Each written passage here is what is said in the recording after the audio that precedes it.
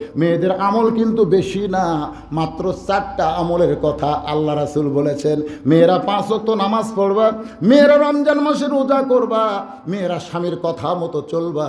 আবার মেয়েদের জন্য বলা হয়েছে তোমরা সতীত্বের হেফাজত পর্দা মতো চলবা।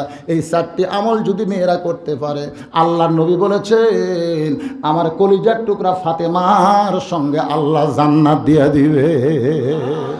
সেই মা ফাতেমার সঙ্গে যদি জান্নাতে যাবার চান, এই 4টা আমল করেন। এই 4টা আমলের কথা বলে নবী যখন হুজরাখানার মধ্যে ঢুকলো, তখন উম্মাহাতুল মুমিন আয়েশা নবীর সামনে এসে বলতেছে, ইয়া রাসূলুল্লাহ, এই 4টা আমলের বেশি কি মেয়েরা কোনো আমল করতে পারবে না? আল্লাহ নবী বলেন, আয়েশা তোমার কি মনে হয় আমি নবী নিজে কোনো কথা বলি না? আল্লাহ বলায়, আল্লাহ মেয়েদের ব্যাপারে 4টা কথাই আমার জবান থেকে বের করেছে, এর বেশি আর করার কোনো দরকার নাই।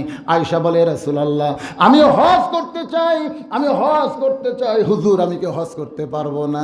নবী বললেন, তুমি যদি হজ করতে চাও তোমার হজের দায়িত্ব কিন্তু আমি নিব না। আয়েশা কান্না শুরু করে দিলেন। কঠিন হারে যখন কাঁদতেছে, তখন আয়েশার ভাই আব্দুর রহমান এসে বলতেছে, ইয়া রাসূলুল্লাহ, আমার বোনটা 6 বছর বয়স আপনার সঙ্গে বিয়ে হয়েছে, 9 বছর আপনার সংসার হয়েছে, এখন আমার বোনের বয়স মাত্র 17 বছর চলতেছে। এই 17 বছর একজন যুবতী বোন আমার বড় আশা করেছে হজ করবে।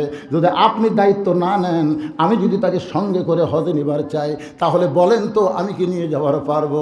রাসূল মুখটা ভার করে বললেন, আপত্তি নাই। মুখের মধ্যে কোনো হাসি নাই, মুখটা ভার করে বললেন, কারণ যেটা মেয়েদের জন্য আল্লাহ বলেই নাই, সেটা মেয়েরা জোর করে যখন করতে চায়। রাসূল বললেন, মুহরিম কোনো ব্যক্তি যদি সঙ্গে থাকে তাহলে মেয়েটা হজ করতে পারবে। আয়েশাকে নিয়ে তার ভাই রওনা দিল। মসজিদে আয়েশা যেখানে নির্মিত হয়েছে ওই জায়গায় আসার সঙ্গে সঙ্গে মা আয়েশার মাসিক ব্যায়াম শুরু হয়ে গেল।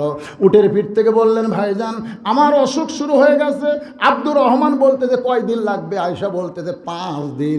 এখন আব্দুর রহমান চিল্লায় বলে, এই জন্যই নবী তোর দায়িত্ব লিবার চাই নাই, তোর এখন অসুখ শুরু হলো, তুই পবিত্র না হওয়া পর্যন্ত হজের কোনো কাজ করা যাবে না।